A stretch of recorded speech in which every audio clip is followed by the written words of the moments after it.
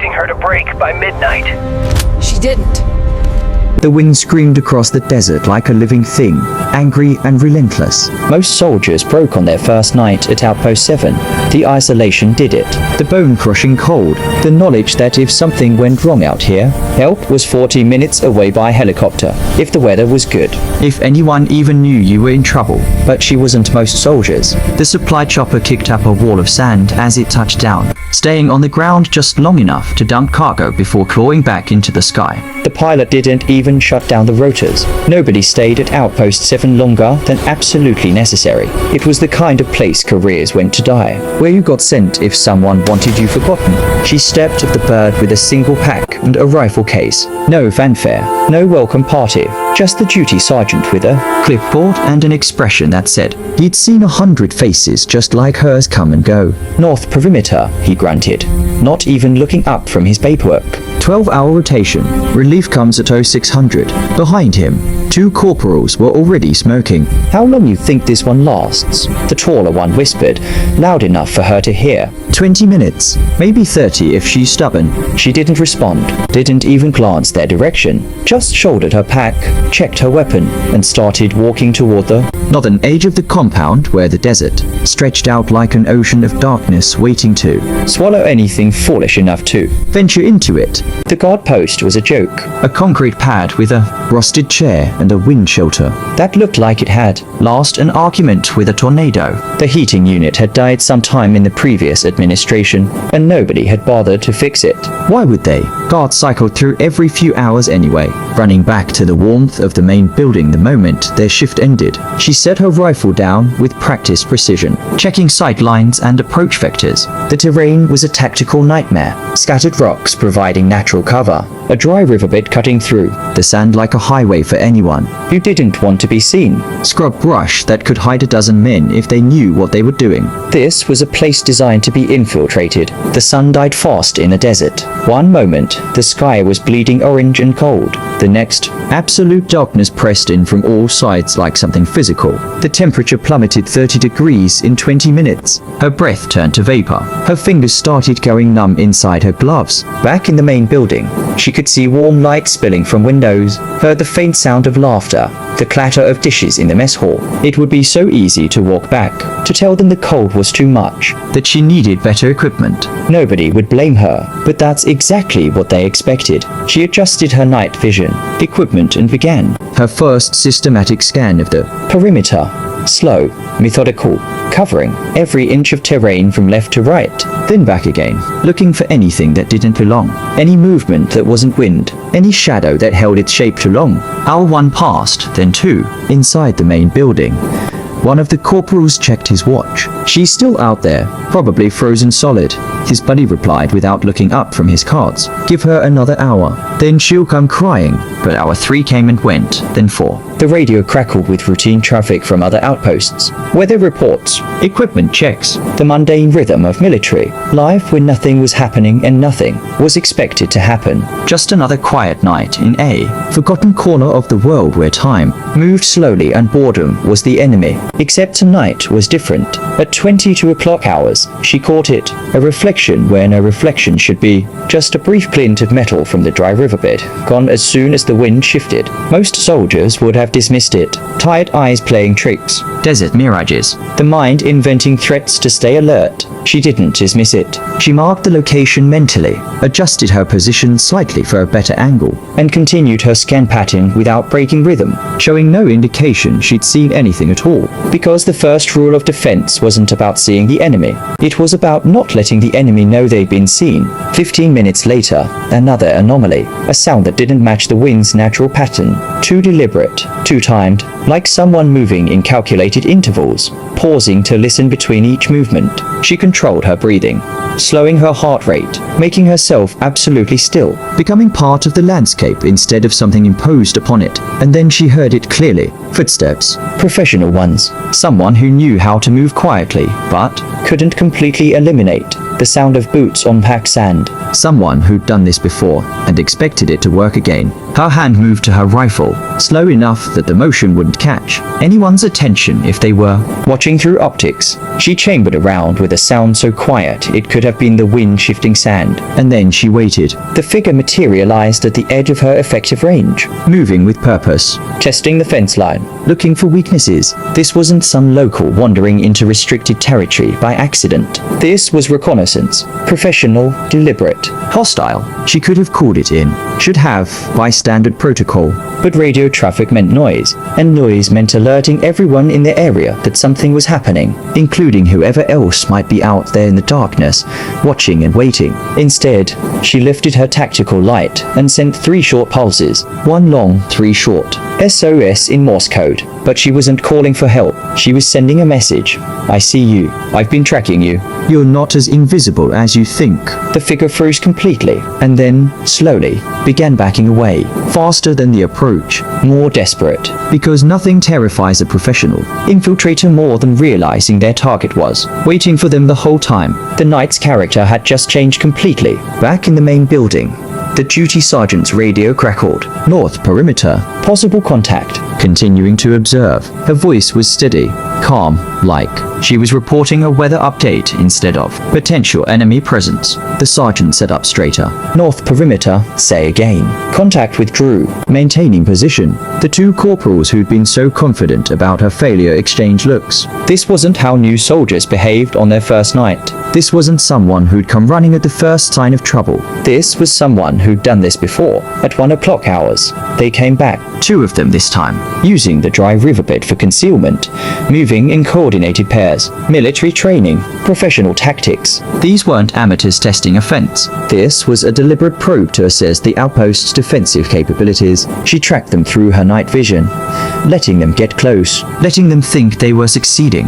letting them commit to their Approach until withdrawal would be. difficult, and exposure was guaranteed. When they reached the inner fence and pulled out cutting tools, She hit them with the spotlight. The effect was immediate. Their carefully adapted night vision destroyed instantly, blinded and exposed in a pall of white light that turned them into perfect targets. She didn't fire. didn't need to. The message was clear. I own this ground. Every inch of it. One precisely placed warning. Short kicked up sand, exactly 1 Meter in front of the lead infiltrator. The crack of the rifle split the night like thunder. And then silence. Total. Absolute. They ran. Not a tactical withdrawal. An outright sprint back toward whatever hole they'd crawled out of. Professional soldiers who just Realized they were operating against someone who could, have killed them both and chose not to. someone who had all the power and all the control, someone they should have taken seriously from the beginning. The rest of the night was a chess game. Probing attempts every hour. Testing different approaches. Different angles. Searching for any weakness in her coverage. Any gap in her attention. Any side that she was human and subject to fatigue like everyone else. They found nothing. At 3 o'clock hours, the cold reached its worst point. The temperature when exposed flesh froze in. Minutes and thinking became difficult, and every instinct screamed to seek. Warmth and shelter. The main building glowed like heaven itself in the distance. She didn't look at it, didn't allow herself even a moment of weakness, because she knew what they knew, that this was the hour when guards failed, when attention drifted. Was when defenses collapsed under the weight of exhaustion and cold and the human body's desperate need for rest. This was the hour they'd attack for real. The sound came from the east gate. Metal on metal. Someone working the lock with tools and confidence. Not probing anymore. Committing. This was the actual infiltration attempt, and everything before had been preparation. She moved like smoke, low, fast, silent, repositioning to a flanking angle without silhouetting. Herself against any light source. From her new position, she had a perfect view of the threat. One man, bolt cutters. Working the chain with practiced efficiency. He had intelligence about the outpost's layout, knew which gate was least defended, knew the guard rotation schedule. Or thought he did. This time, she didn't announce herself with light or warning shots. She painted him with her rifle's laser designator. A red dot that appeared on his center mass like a mark of death. His hands froze. His body went rigid. Because that red dot meant one thing in military terms. You're already dead if I decide you should be. He ran, dropped the bolt cutters, and sprinted into the darkness, like the devil himself was chasing him. Maybe something worse was. Because the devil you could fight. The silent, invisible guardian who could have killed you, but chose not to. That was terror without a face. Dawn came slowly, turning the sky from black to grey to pale gold. The cold began its reluctant retreat. The night's siege was ending. But she remained at her post, rifle ready, eyes scanning. Because the most dangerous moment in any Defensive operation was the moment you decided it was over. The relief team found her exactly where they'd left her 12 hours earlier. Same position, same readiness, like she'd been carved from stone and placed there too. Guard the perimeter for eternity. Anything to report? The new sergeant asked, expecting the usual nothing. She nodded toward the dry riverbed, toward the east gate. They'll be back, she said simply. Better prepared next time. Her tone wasn't worried, Wasn't concerned, just stating tactical reality. the way another person might comment on. Tomorrow's weather. The duty report was filed. Standard format, clinical precision, multiple unauthorized approaches detected and discouraged. No breaches. Perimeter secure. But word spread anyway. Within hours, every soldier in the sector knew. The north perimeter at Outpost 7, the place where infiltrations went to die. Where some new soldier, nobody had heard of, had held the line alone for 12 hours straight and turned back a professional reconnaissance team without firing a single shot in anger. By the end of the week, she was a legend. By the end of the month, she was the standard. New soldiers rotated through to watch her work, to learn what professional competence looked like, not through speeches or lectures or PowerPoint presentations, but through quiet demonstration of what one soldier could accomplish when they Decided the mission mattered more than comfort. One young private, nervous and green, asked her the question everyone wanted to know. How do you do it? stay alert that long, She adjusted her rifle strap, checked her sight lines. and answered without turning around. You don't think about the night. You think about the next 5 minutes. Then the next 5 after that. Each moment is its own mission. Simple, direct, true. The outpost changed after that. Guard duty stopped being the punishment. Detail where soldiers counted minutes until relief. It became the place where you proved yourself. Where you demonstrated you understood what the uniform meant,